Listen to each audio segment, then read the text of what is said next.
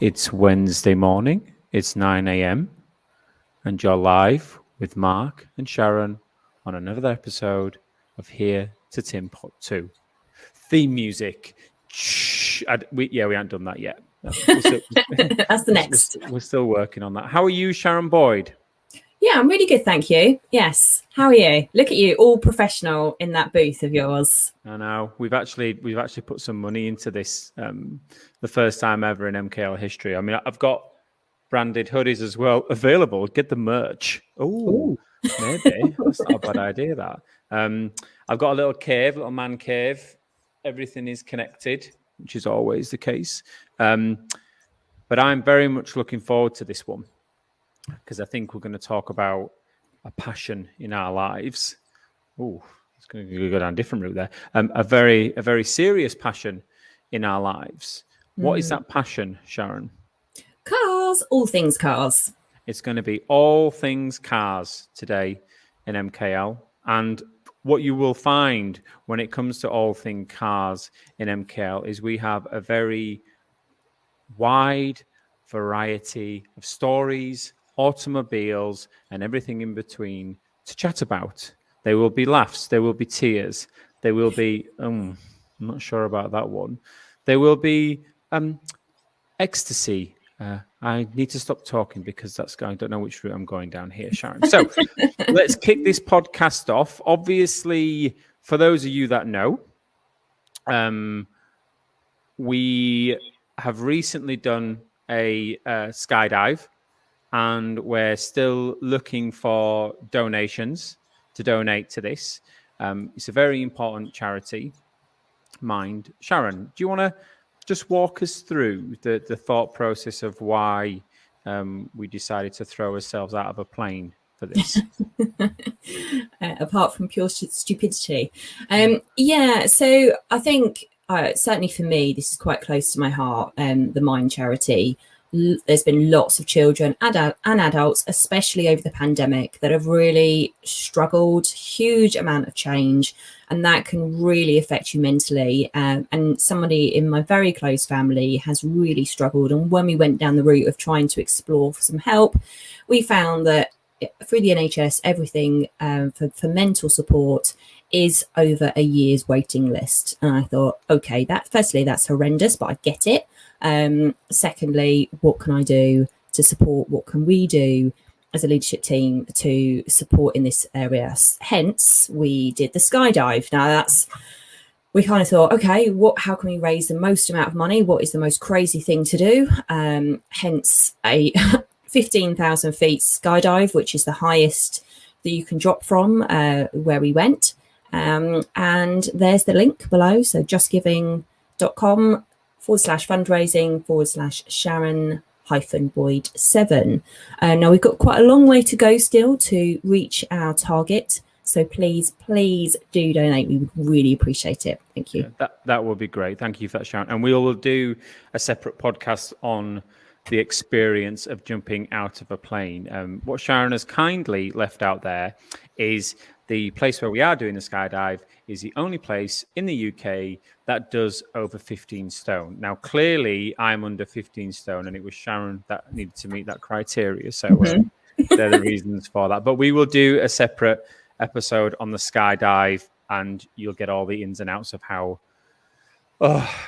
terrorizing and fun that was. Now, cars. So we are mega car fans in MKL. I've always had a love of cars. Cars have always been in my life. But when we were thinking about this episode, we both sort of set ourselves a challenge to think about, well, when did the penny first drop that you can remember, more importantly, around cars? And for me, these two films came to mind. So Cannonball Run 2, obviously there was a Cannonball, the first one, which had the black Lamborghini Countach, I remember, with the front splitter on, which was always a bit weird for me because I wondered why they had the front splitter on. You don't really see that these days. Anyway, getting too much in the detail there. And then you had Smokey and the Bandit. Smokey and the Bandit 1 and 2, fantastic. when the snowman started to become the bandit, it lost me a little bit there. Didn't really like the car, and they got silly from them. But that Trans Am, that V8 Trans Am, when he's doing the burnouts at the start. I mean, do you know the song for Cannonball? For Smokey and the Bandit, Sharon? I'm sure you're going to sing it for us, Mark. Hear that roar of thunder, hear those tires scream. He's every boy's hero, every lady's dream. Flying down the highway heading west in a streak of black lightning called the Bandit Express. Boom, boom, boom. Look out, the bandits come and get you. Anyway, so we could really go down the mile there. But what I wanted to show people, Sharon, if you don't mind, is a little video clip. Ooh. Which I think for those people that are really big on their cars, they're going to get a lot out of this. So let me just take the time to load up the VT. Now, hopefully the sound plays. I believe it will. And we can have picture-in-picture here because look how creative we are. Now, what it might do is it might mute us. And if it does, what I am going to do is I'm going to play the first initial clip up until the point when the cops talk, because I just love that line. And then I'll play the last bit, and I'll explain why I'm going to play the last bit. But for me, when I was a kid, bearing in mind this film came out, I think it was 1984. So I was 2 years old then. So when I eventually understood what I was watching, I think it was 8 or 9 years old. There's a gear change where the Countach changes down and the ladies gun it. And for me, that gear change was just... Anyway, roll VT.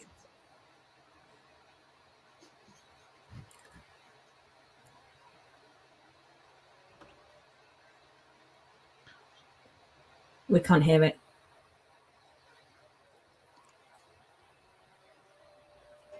No sound.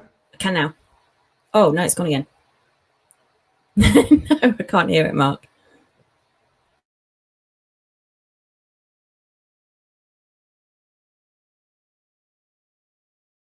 I don't think we got the sound there, did we?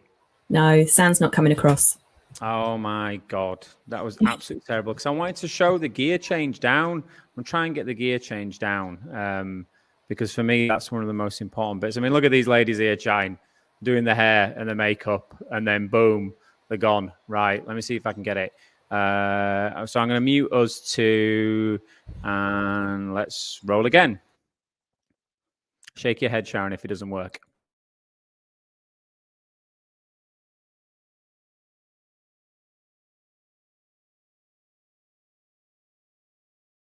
I'm just going to let it play because I can hear it.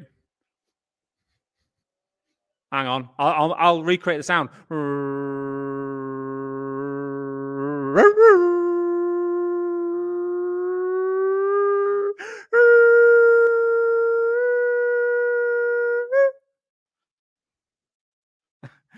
Now, what an experience. The joys of being live. That was absolutely fantastic. I could see you bopping away. I just couldn't hear a thing. That's user error, is that? I mean, I was so looking forward to rolling the sound on that because the Cannonball Run theme tune, if you haven't seen it, go have a look.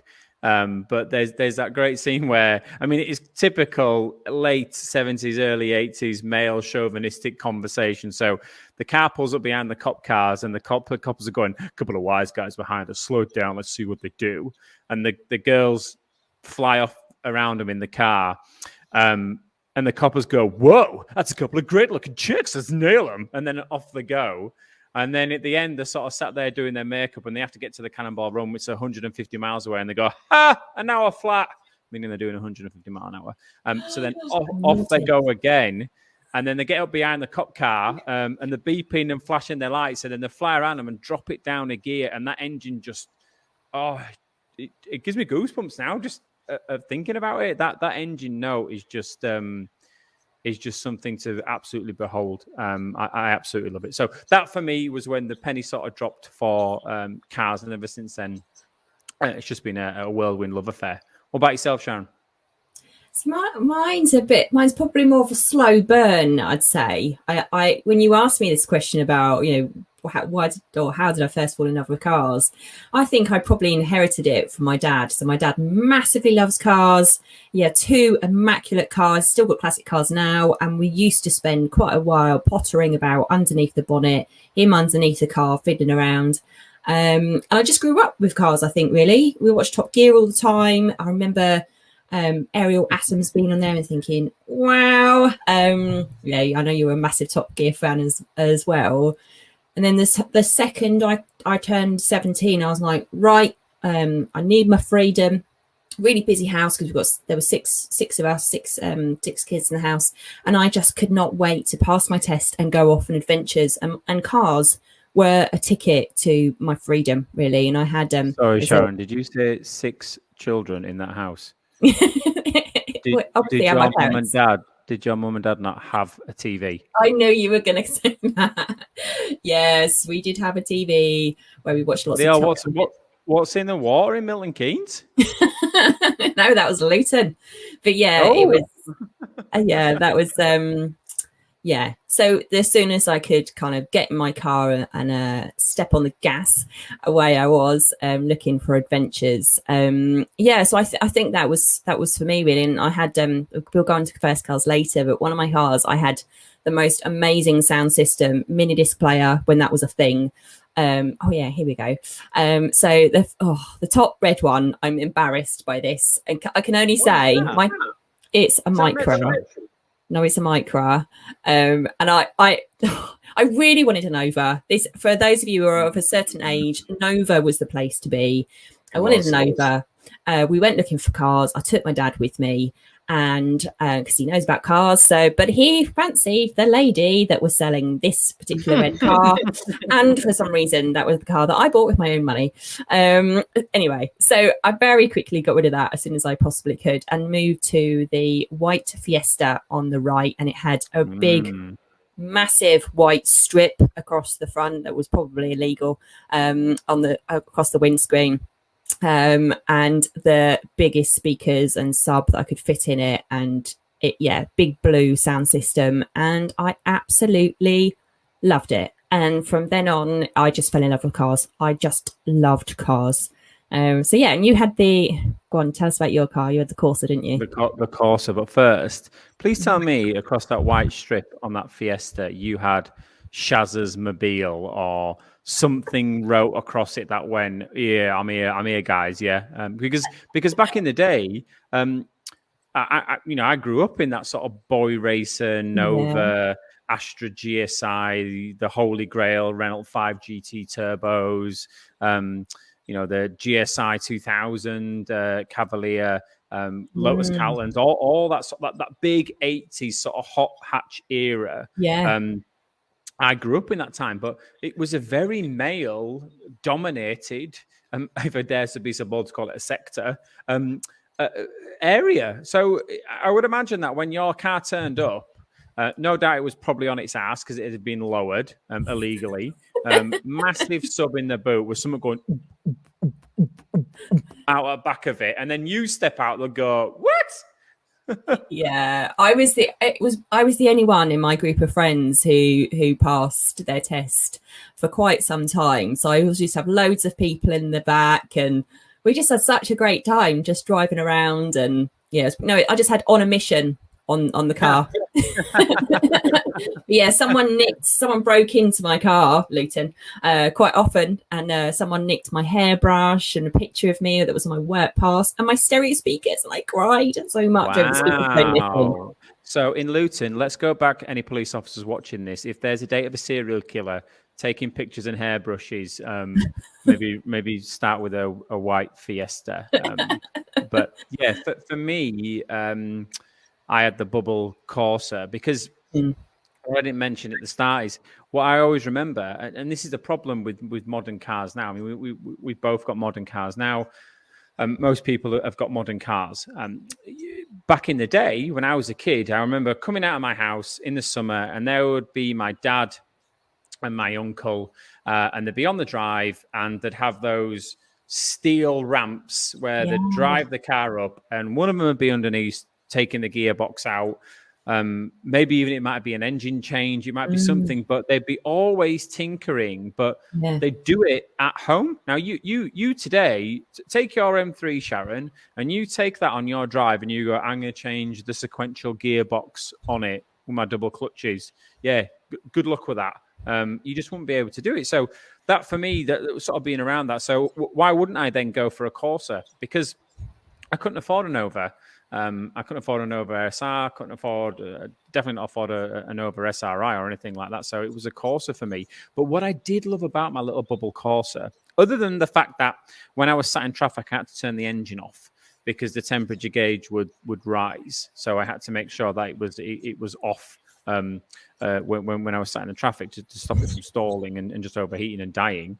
Was you would lock your keys. So where I'm pointing now, you'd lock your keys in.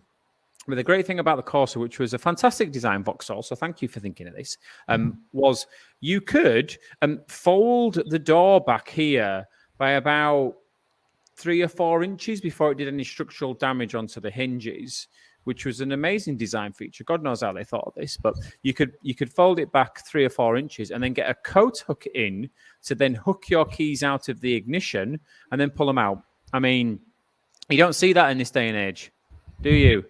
You just see people, with keyless entry and all that lot. So if you lock your car's keys in now, then good luck trying to bend a BMW or a Mercedes or any sort of car's door back. But I do remember 3 of us pulling that door just ever so slightly back about 3 or 4 inches and getting a coat hanger in to then hook it out of the ignition. But yeah, I got rid of that eventually. So, oh my God, right. So is this a police car? What's this? This was my first Beamer, and I am such a Beamer girl. So I've had, 4 in a row now. And what made me laugh about this one, I mean, this is it's a BMW 3 Series. And when I sold it, I really didn't want to sell it, but the part of the exhaust had fallen off and it was making a proper boy racer sound by then. And I live in quite a nice area, and I thought, if I do say so myself, yes, just let everybody know that. And then so I put it out for sale. And so guys turned up that were about the same age as me, I think, and they were proper boy racers. And they were like, and I said, I don't think it even starts at the moment. I mean, they were like, it's no problem. They came around at like 11 o'clock at night with torches and they jump started it. They bought it on the spot without really even looking at it. Anyway, we had to connect through Facebook so we could do the sale. A couple of days later, they proper pimped her up. She had bright orange rims. And I just love that because I knew she was getting a new lease of life. My other half was like, just get rid of it. It's old now, scrap it. I was like, no, she's still. What was it? It's a 3 Series, isn't it? But was it a 318i? What was it? 318 compact. It's a compact one. Tiny little engine. Yeah. But I loved it. And I remember them just drifting it in the snow, and I could hear it because they didn't fix the exhaust, obviously, because that's what they wanted.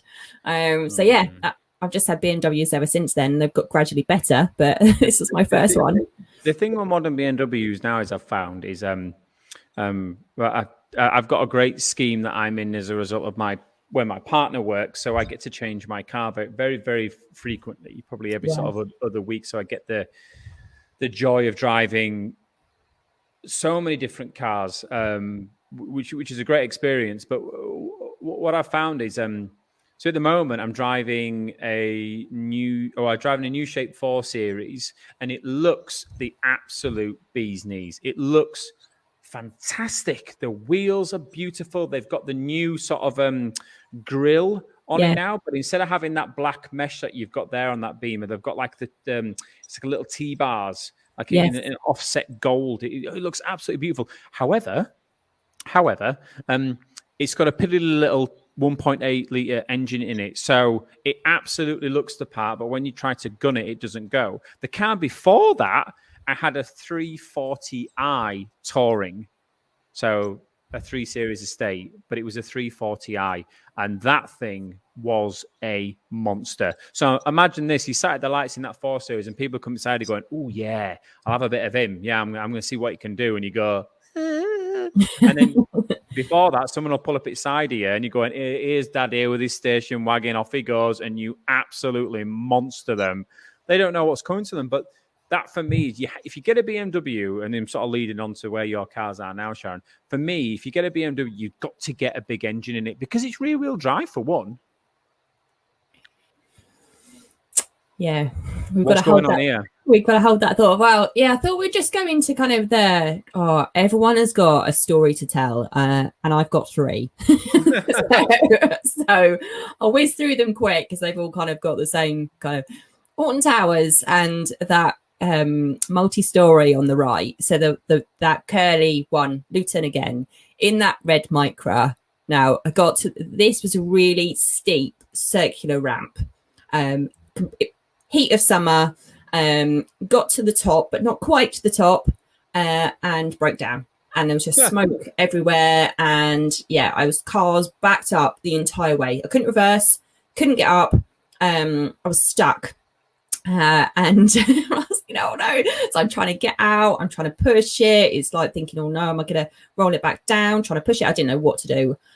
This was a complete nightmare. Thankfully, some guys got out and pushed me up the ramp, and I managed to get out. I just thought, this was a moment where, when you just feel like not only is the car overheating, but you are as well from the stress. That was awful. I remember that vividly. Alton Towers. I can't remember which car that was, but yeah, we broke down, like again, summer, we broke down. There's a huge traffic jam on the way into Alton Towers. It's like, it was miles and miles and miles. And there was a stinky bus in front of me, and I could just smell this engine smell. And I thought, oh, that bus stinks. It was actually my car. And it broke down in the middle of this, traffic jam. Eventually the AA came and towed me into the park, but what they did was they towed me into the pedestrian exit, which was okay, but by the time the AA had fixed it and we went to drive out, I then had to drive through an absolute there was just a crowd of pedestrians all trying to get out of Alton Towers at the same time because the fireworks had just gone off, and they're all banging the car, and I push chair. It was horrendous. And I knew that they were just going to keep going for hours. So I was going slow, just thinking, please don't run anyone over. And eventually got out and thought, I'll just get on the M1 and we'll be all right. Motor was closed. We never went back again. Alton Towers since? No. So that broke me. That did. The stress of that. Alton Towers is I've had okay experiences at Alton Towers. I think for me, I once agreed to stay on resort, which I won't do again because I needed a second mortgage to be able to stay on resort at Alton Towers. But that's probably a different conversation altogether. Now, as I was saying before, if you're going to get a BMW, then make sure it has the right engine in it. And I think, as we can tell here by the ever so faint quad exhausts, we're looking at something a little bit special here, Sharon. And 10 points if people can know what we're looking at. There's a little telltale sign there.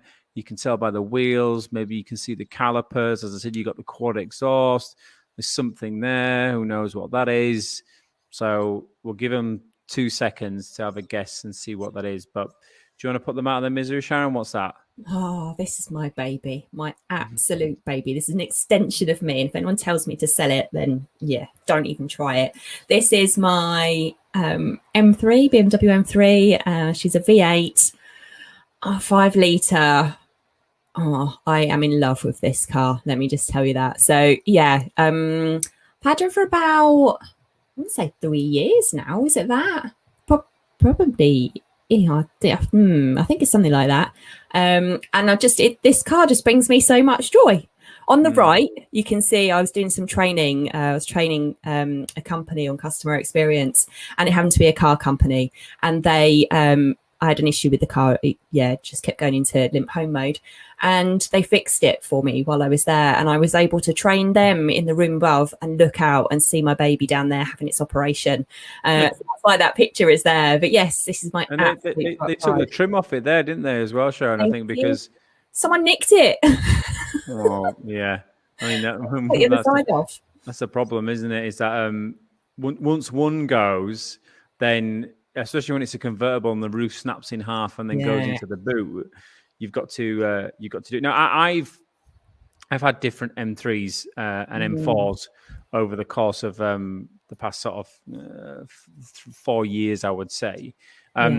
One of the things that I was really disappointed at BMW for doing, and I get it, because of carbon emissions and all that stuff, and I really shouldn't be preaching anything other considering what sort of business we are. Yeah. However, when the new M3 came out, and I read that they dropped it from a V8 to a V6, but whacked a couple of big turbos on it, I thought, okay, it's not a V8. I get that. And by the way, this is a car podcast, so we are going to geek off it. So if you don't like it, then you shouldn't really be watching a car podcast. And I thought, right, okay, so they're going to drop the V8. I understand that. So, well, I don't understand it, but I get why they're doing it. But they're going to put two big turbos on it. And I was lucky enough to have a few of these ones that have got the V6 engine and the turbos. And one thing I did find very disappointing, and those watching it who do have the newer version of the M3s, M4s, and M5s, M6, and then an M7 now as well, M8, they synthesize the sound into the actual car itself. So I'd be sat there revving it or giving it some, putting it into sports mode, having there's two buttons now on the steering wheel, whereas before on Challenge you've got the M button. On the newer ones you've got a 1 and a 2. I used to put the 1 in absolute lunacy mode. So you press that 1, it would put the gearbox into race, in more throttle response, heavier steering. It was just an absolute monster. And then 2 would be granddad mode, when I wanted to try to get my miles per gallon from 12 to 13. So that's what I do. But when I pressed that 1 button and gunned it, I'm sat there going, Jesus Christ, it feels like I'm having a right moment here. It feels like like someone's trying to kickstart a furnace to build the world. And what I found out is, on the outside, it sounds okay. It sounds all right. But on the inside, it sounds so much better. I was really disappointed with that, because yours, when you gun yours, no matter if you're in it or not. I mean, I've been in the car with Sharon, and if you're ever lucky or unlucky to be in the car with Sharon, she drives the speed limit, if any police officers are watching, but how she gets to that speed limit is a different equation altogether. That V8, naturally aspirated, it just sounds phenomenal. It does. It really does. And I've always, this isn't particularly a muscle car, but I love American muscle cars. I had a huge passion and obsession with Mustangs for ages. And I nearly bought a Mustang before I bought the M3. And I took Matthew with my youngest, and we drove it. And I just loved the sound of it. But as again, being a BMW girl, I thought, right, well, Mustang's brilliant. And I'm definitely like that thing that goes squirrel. I'm like that for Mustang. But the M3, I saw this and I heard it and just thought, this has got the best of both. And that's why I ended up with this. But yeah, like muscle cars are my thing. I love that sound. That's what you really, going to electrical cars, I get it. Electric is the way forwards. But the sound and the smell and the speed that you get from a V8 engine, especially a naturally aspirated one, are just amazing. Well, I was having this conversation with a chap from Tesla. So I was lucky enough to go out in one a while ago, and he put it in lunacy mode, I think ludicrous mode, sorry. And all the Starship sort of warp enterprise thing happened on the readout as he gunned it. And it was like a roller coaster. I have never experienced acceleration like that before on the road. Never. And it was fantastic. I had a great time. There was things that was hard. I'm on about goosebumps and nips here, not things, but it was absolutely fantastic. But I remember saying to the guy at the time, you just said it there, Sharon, is where's the whizzes and the pops and the noise? Where's the smell? Where's the? I mean, if you're driving an Audi RS4, 5, 6 or anything like that, that takes a little droplet of petrol and drops it into the exhaust manifold, and that's where you get the. Yeah. Now, yes, Teslas are fantastic, and I would have a Tesla in a heartbeat, but I think parked at the side of it in my 2-car garage would always be a muscle car, and every now and again I would start it, smell it, because eventually these are going to die out. They just are, and God knows what's going to replace them. But so we've got here, Sharon, Silverstone.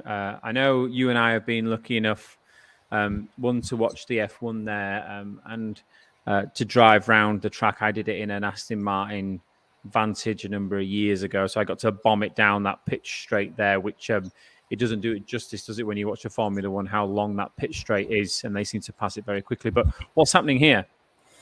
Yeah, so Silverstone is not far from me, and I absolutely love it. I put the chopper in because you got to go to the Formula One in a chopper, which was a totally different experience to what I had. I took my youngest with me and we had a proper geek out day. But yeah, that's why that chopper's there, because Mark got the VIP treatment.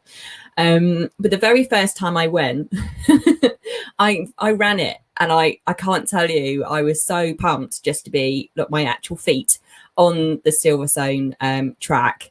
And then the right hand picture, which is like the greeny color, that's actually my bonnet. And we did a virtual, not really virtual, but like when it was COVID and we couldn't do any proper events, you were able to drive on the track, and they're doing it again this year with all light shows and everything. And I was so giddy. My kids had to tell me to calm down, because I was literally like, I'm driving my M3 on the Silverstone track like this. I was just so ridiculously excited to be actually physically driving on the track. So this is why I had to put a slide in. We're talking about cars. Silverstone, amazing for me, and watching the Formula One, being there in the presence of all that kind of, yeah. I was I've watched, I've drove on Silverstone. I haven't run it, which I can imagine is amazing, but Yeah. I stayed at the Yas Marina hotel. I think it was in 2016, 17. I can't remember what it was. And the Yas Marina Hotel is in Abu Dhabi, and that sits, it straddles the Yas Marina circuit.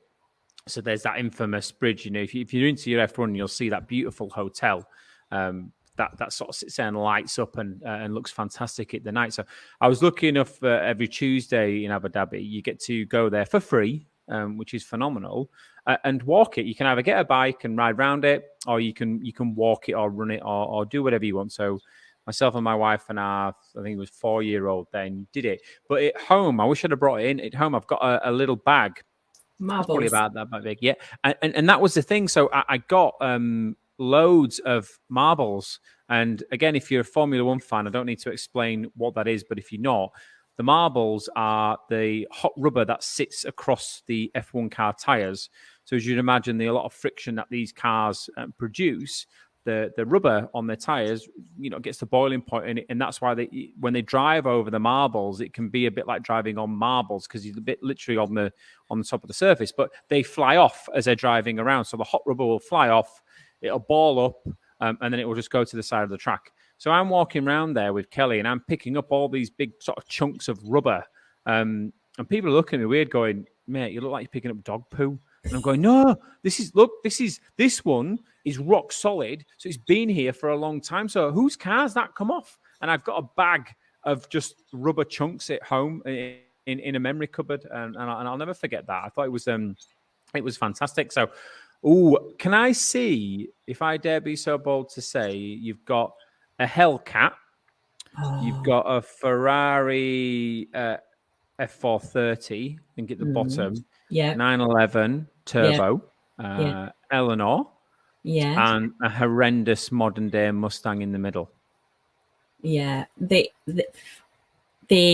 Hellcat was the very first time I've been on a track, and you can't really see my face on that, but you can imagine that I had my grin was from here to here. I got in, 1,000 horsepower, this thing.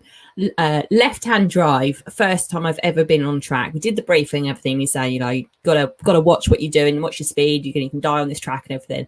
Got in, going, it's left-hand drive, and it was manual. I'm used to automatic, but I absolutely loved it. I can't tell you. And from then on, all I ever wanted to do was do track days, and that is a huge passion for me. If ever having a bad day or I'm having a hard time, I go, right, I'm going to go and book a track day. And there's one just down the road from me in Hemel where I've done drifting and stuff like that. And that is a huge passion. But yeah, you've got the Mustangs. I drove 3 Mustangs on that particular track day.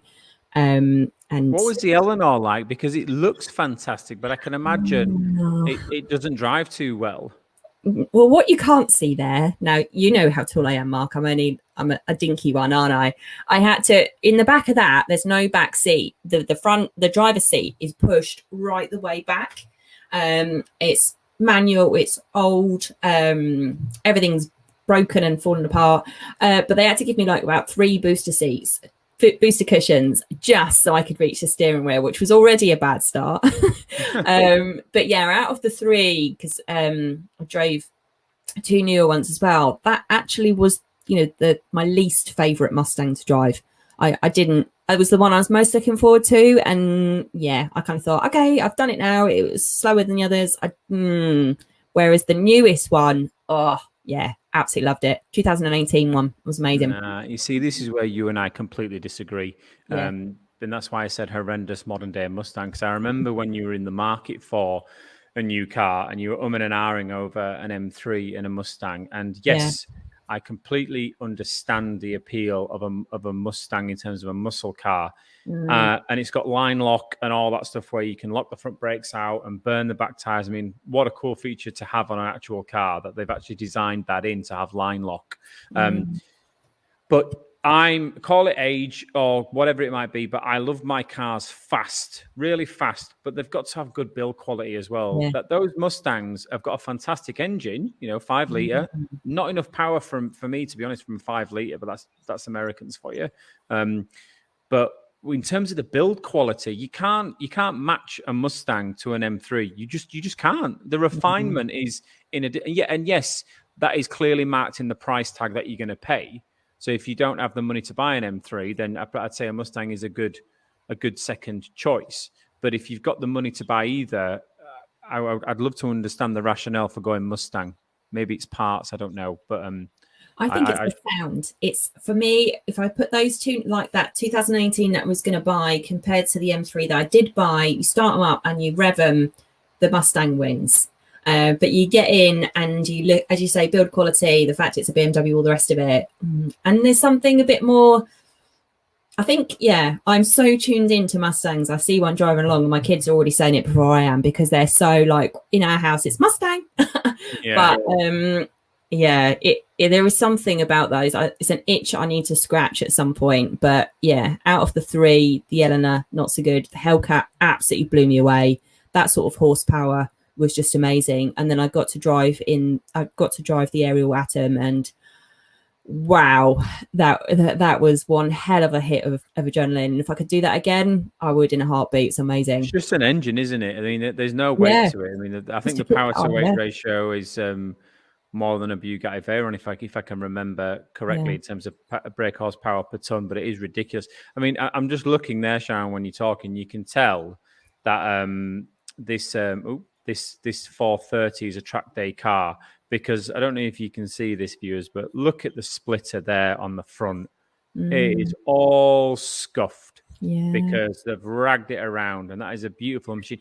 A long time ago, I remember when my boss, an old boss I had, bought one of these for himself, and he brought it to our one-to-one. So clearly our one-to-ones were going to be a serious affair because we were talking all things development. But I said to him, I remember when he bought it, I said, oh, please, can you bring your Ferrari? I'm a massive Ferrari fan.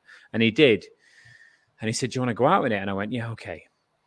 So this is before the engines changed in Formula One, and they sound like those horrendous things they do now. So this is when the Formula One cars sounded like a Formula One car. And I'll never forget the moment he took me out in that car, and we went under a bypass and he gunned it.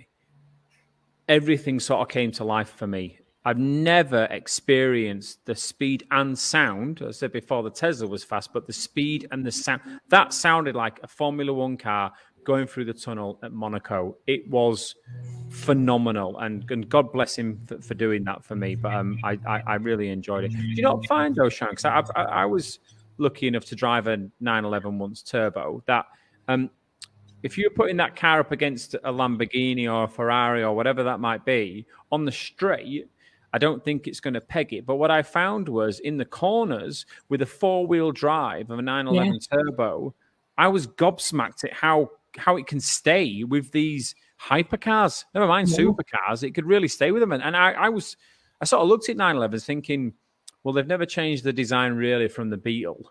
I mean, I'm not really a big fan of Porsche. I think they're the reliable supercar, aren't they? But they're a bit. I think I find them a bit boring. But that's before I drove one. And when I drove the 911 Turbo, I thought, actually, this feels quite special, and it's got good build quality because it's German. Yeah, I found it it was just fun. Yeah, as you say, we drove a Lamborghini and stuff like that, but the Porsche, I found it quite fun. I wouldn't say out of all of them it was in my top 3, but certainly had a good time driving it. Yeah, it's one of those cars where you think, okay, it maybe be a day-to-day car if you had the money. So you wouldn't take your Ferrari out every day because it's that for me. The Ferrari is a ballerina's point shoe. The 911 is a workman's boot, so you can use it every day. The Ferrari you'd take out when the sun was just right. There was no dew on the road or anything like that, and you weren't scared of anybody spitting at it or and never getting let out at a junction ever again. So I'm seeing something drifting here. Is that a Nissan 350Z? What's going on there? It is, yeah. So this was my birthday present to myself. Not the car, the drifting. I think, I don't know if it was last year or the year before. And it was just such a fascinating experience because when you learn to drive, it's all about control, isn't it? You learn to be in control of the car all the time, and to go drifting. I think you can see my little face there with the helmet on. You've got to, you have to completely unlearn that and learn how to be out of control in a controlled way. And I'll definitely go back and do that again. And if you haven't been drifting, people who are watching this, go and give it a go. The one we're close to Hemel here, but they've got the Nissans and just so much fun. They really are. So yeah, go and do it if you haven't. That's the line of the day for me. That what did you say? Learning to be uncontrolled in a controlled manner. Yeah. Isn't that? There's a metaphor there, isn't there?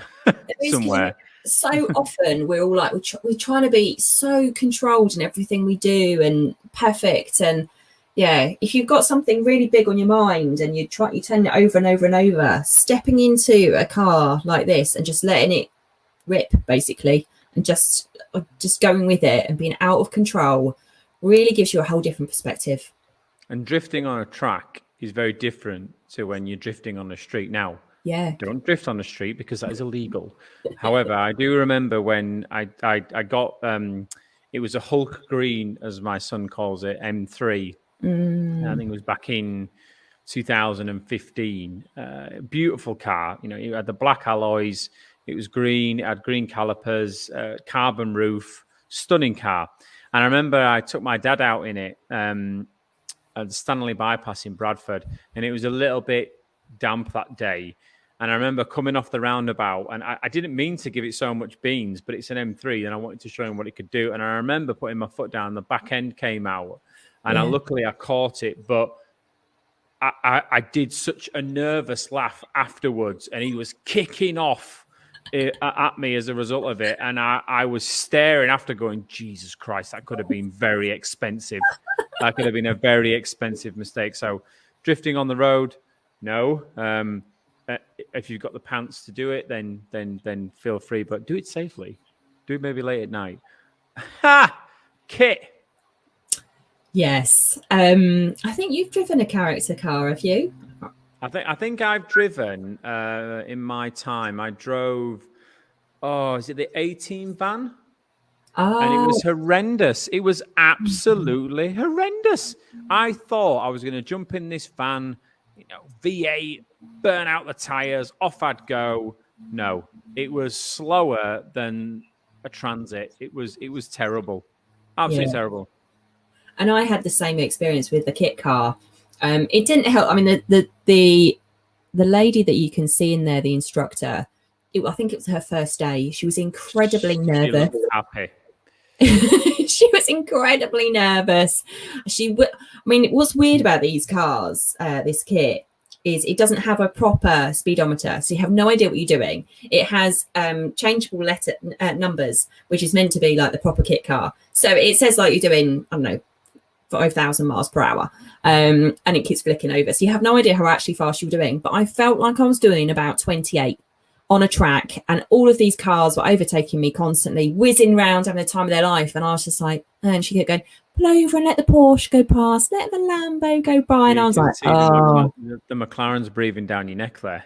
Yeah. And I kind of went, she went, do you want to do some more laps? And I went, no. It looks good, but it's, I mean, on the program, kit was absolutely fantastic, but they do say, don't they, never meet your hero. And they're nothing like the modern day cars that you've got that McLaren in the background there. I mean, that I think it was that model there that was helped designed by Lewis Hamilton when he was at McLaren for the steering. So, but I remember James May saying on Top Gear when the McLaren first came out, and I think that was to rival the Ferrari what was it? Not F350, F450? No, I can't remember what one it was. F430.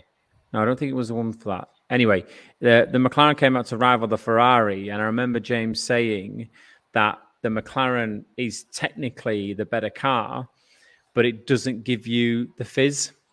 Yeah. It doesn't give you the sort of like, the joys of driving something that would absolutely take your face off. Whereas the Ferrari 458, that was it. Just wanted to check that then for the viewers. Now, I've got an Argos fan and someone looking very happy in a biz, like it's their first day out. Bless. Someone who looks like they're an 80s undercover SAS person. And then someone who's gone to work with a dad. What's going on here? Yeah, well, do you remember at the start I said that my dad had a big input into kind of my love of cars? Or when I was first learning to drive, well, before that even, he always had work vans, and he'd let me drive his van occasionally on private land, obviously. And he first taught me to reverse park in a van, which is, I'm actually quite good at that. Parallel parking, nightmare. Reverse park, I can do. Anyway, so when I was at Argos, I had the chance to, as part of a project I was running at the HQ, to learn how to drive the vans. And I had to pass an assessment, 2-hour assessment, to be safe enough to drive these around. And they're huge. I mean, that's 22 foot. And I just loved it. I was wearing the driver's uniform. I got to the first drop I did was at the prison just up the road, which was very weird, expecting to go to people's houses and end up at a prison. But yeah, I just loved driving it, just the sheer size of it. And then the tank there, I remember that day. That was another birthday present to myself, tank driving. And me and my husband, the kids all turned up and we all got to wear the kind of camouflage outfits. We've got lots of pictures of us all smiling in camo. But I just loved it because I turned up and they started talking to my husband saying, all right, so are you ready? And I'm going, it's me. And it was just so brilliant. And it drives completely different to anything else. It's all levers and cogs and it's pedals. It's weird. And that was a whole, I'm little, I could only just see out the top. I was literally just, trying to stretch my neck up the whole time to see out the front. But that, I'd definitely repeat that. That was so fun. And then, then the fire engine. And we got to do lots of different maneuvers in that as well. And the kids are in the back and playing with the siren. And I just really like driving big vehicles. I guess it's the size of it. And that's the thing. And what I do like is on your camo, as an ex-military individual, they actually gave you the clip-on belt there. That's got like a Jubilee clip on it that just goes and clicks on the middle. So I was interested to understand what the belt was for, because normally you use that to hang stuff off, but it looks like you're just using it as a fashion accessory. Yeah, that's my own belt. I bought that with me because I wanted to look cool. Yeah, that's pure. Yeah, cosmetic. That is. So you were the one that brought. Oh, there's me thinking that. Did they give you the jacket at least? They gave me the jacket, yeah, but it obviously isn't very flattering on a lady. So I wanted to pull it in at the waist. Right, I see what's happening here. Yeah, right. I'll keep that in mind in future in case we ever do anything as a team that accessories are needed. But I'm not seeing you accessorize here. There's no belt on the. Oh, I've got a on massive. the high vis. Well, I've got the Argos uniform on and the huge high vis on. I mean, you can't miss me, can you? I'm like as nearly as big as that van in that, but yeah, super fun that was. And if anybody's watching this on audio, what we're looking at here is Sharon delivering something to what I can only describe as a bewildered man. I can imagine the look on his face because Sharon will be uber yellow there. And he'll be just going, "Can I just have a parcel, love? Yeah." Stop talking to me. She's turned up in a Mercedes Sprinter van. Those that know that those Sprinters are fun to drive. And then the second picture, she stood beaming like a Cheshire cat next to a tank, and then the third one, it looks like she's having a day out because she's on day release for something. And she's in a fire truck. So yeah, it's interesting. Now I can see something very special here. For those of you that can see this, there's a very special lady on the screen. For those of you that can't, it's something called the Spirit of Ecstasy. 10 points if you can tell me what automobile company that belongs to. Do you want to tell me, Sharon, why this slide's here?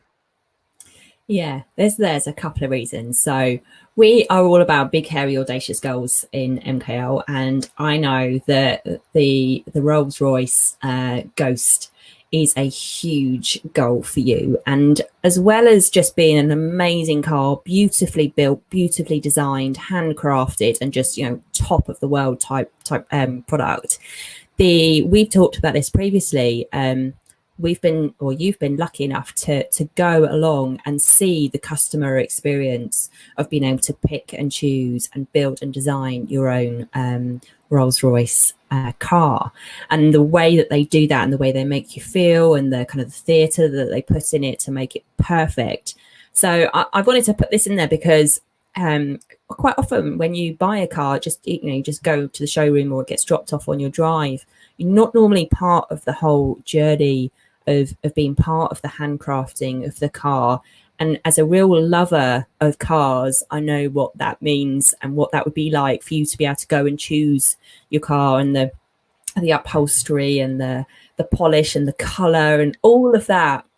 It's like nothing you've ever experienced before. For like you say, it's a very small group of people that actually go to design their car. Now, yes, you can buy any sort of car and say, I want it this colour and that colour. Rolls-Royce take it to a completely different level. I mean, you could go into Rolls-Royce when we were lucky enough to have a walk round. You could go in and say, I like this red on my shoe. And they will take an exact match of that red and they will make anything, including the car, red as a result of that. But what I found was fantastic was, yes, they take you on the factory tour, so you get to see the Starlight roof being made and all the wires that go into that, and it is just it's just a work of art. But the whole theatre, from designing the car, and you can bespoke and have anything you like unique. Certain woods, you can have a design in the woods. You can anything you can imagine you can have in that car. But then when they do the reveal, we were lucky enough to see the stage, and there's a big stage. It's a rotating sort of platform, big heavy velvet curtains, and you've got a lovely seating area where they have champagne and lovely music playing, and then all the lights go out and it goes, and then the lights start going, and then the curtains open, and boom, there is your Rolls Royce in whatever it could be a Ghost, a Phantom, a Wraith, whatever Rolls Royce you've got, boom, it's their Cullen even, so you can have anything. But there's a little thing that I like. I think we saw it on a program, didn't we, where there's only one guy in the UK or in the world that does the coach lines down the side of a Rolls Royce. If you see a Rolls Royce, just have a look at the coach lines down the side of them. And the coach lines are the strip that sort of runs down the side of the car. Now, they're all done by hand. A machine doesn't do that. A guy does that. and he's the only person in the world to do it. And I remember him saying in an interview that, let's say I ordered my Rolls Royce, and 2 months later I've had it and I've gone, I actually want the coach lines doing. And I might not be living in the UK at that time. I could be in America, I could be anywhere. From a customer experience point of view, they say no one should bring back a Rolls Royce once they've had it delivered. And they fly that guy out at their expense to you to put the coach lines on your car for you where you are and where you live. Now, that for me just showed the opulence of this vehicle. And for me, it's not a status symbol. It's really not for me. The car is phenomenally expensive. I think for a fully specced out Ghost, you're talking anywhere from £250,000 to £400,000 with all the options and extras on it. But money aside, it's the passion, it's the engineering, it's the handcrafting, it's how bespoke it is to you. That's what gets me excited about it, because you could even go buy, you know, a Bugatti, you could buy anything, but that doesn't give me the fizz. A Rolls Royce Ghost specced out to how I want it, that would be heaven. That'd be my day-to-day car. I'd go to Morrison's in it. Yeah, it's absolutely beautiful, isn't it? And I can see why that is your big, hairy, audacious goal, because that would be very hard to get there. And it's not for everyone. It's a beautiful car that's just a car of dreams. It really is. It really is a car of dreams. I think that takes us to the end now. We're coming up to an hour. Seems like a nice way to end that podcast. I want to do it about cars.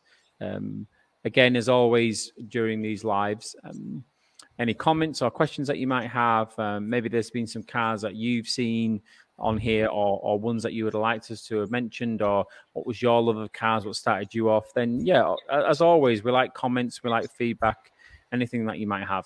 Now, the third podcast is a somber topic, but it's an important one.